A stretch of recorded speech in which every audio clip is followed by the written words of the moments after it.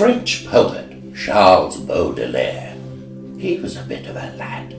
I liked him. Shh. Once wrote, the best trick the devil ever pulled was to convince the world that he didn't exist. You can't blame him. The poor old devil gets called all sorts of things. The devil, Lucifer, old Nick, the Prince of Darkness, his satanic majesty, and of course, good old Satan. Derivations of an old Hebrew-Greek translation of a word, diablos, meaning adversary, opponent. Makes sense if you believe some of the historic writings. Lucifer, the light-bringer angel, led a revolt against... To give the devil his due, he wanted to keep heaven pure and full of angels. But this new thing, man, was going to be let in. There was a bit of a falling out.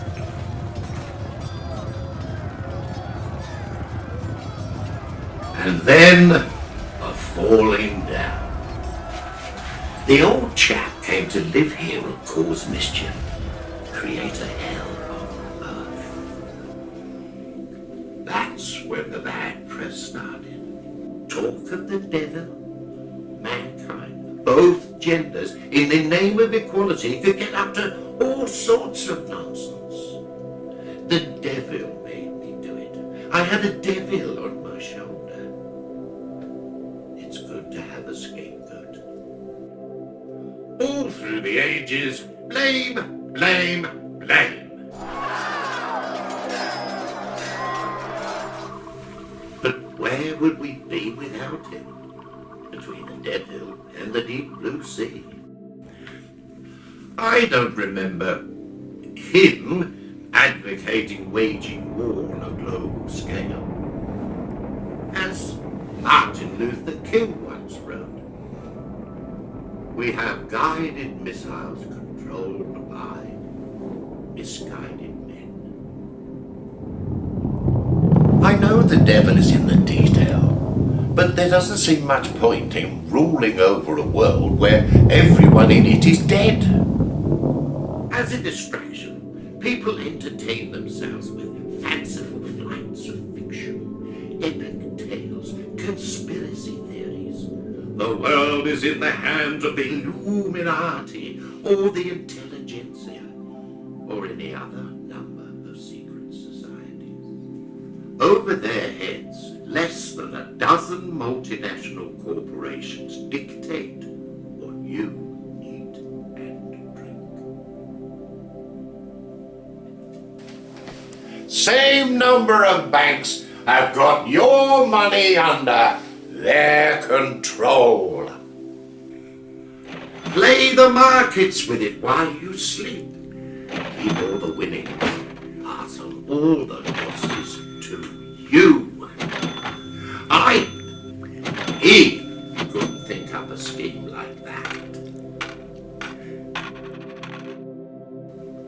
As Mark Twain said, the difference between fiction and reality is fiction has to be credible.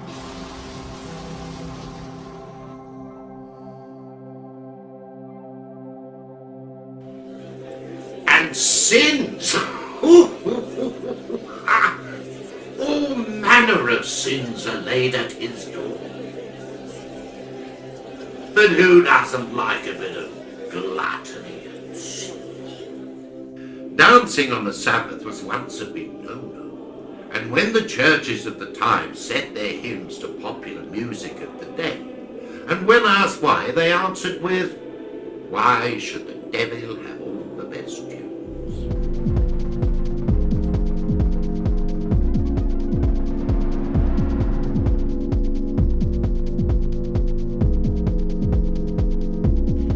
And, of course, sins of the flesh.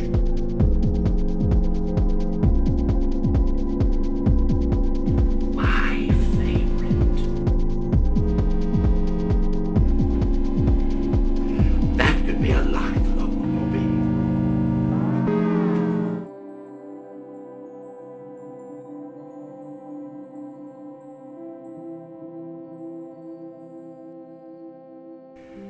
But there are all manner of other sins that nobody seems to be responsible for.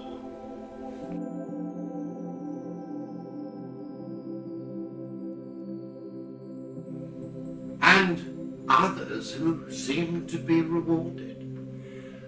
Perhaps better the devil you know.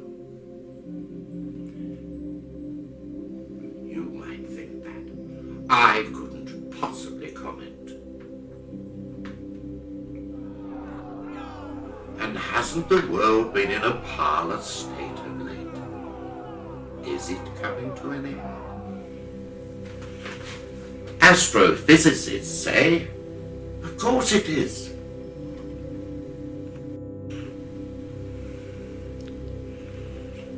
The sun is about halfway through its life, and in 4.5 billion years it will stutter and go out. Mankind is expected to have gone long before then, either to another planet or just gone. To paraphrase another poet that I like, George Sterling, very bohemian, American, but I won't hold that against him. Shh, please. And starward drifts the stricken world, alone in unalterable gloom.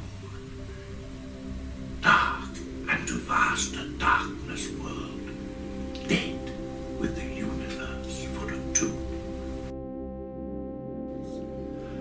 People who aren't astrophysicists say it is ending. We are drowning in a sea of consequences.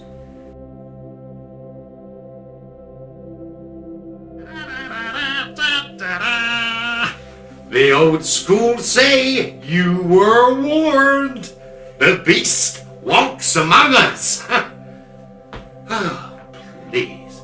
I don't think the devil's emissary will come in the shape of a buffoon.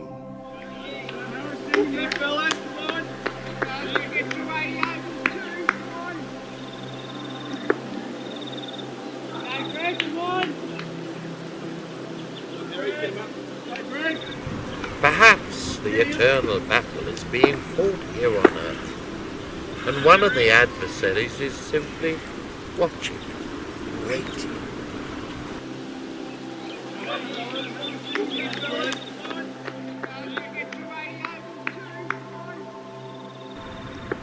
Perhaps there was no need for the devil to pull his trick.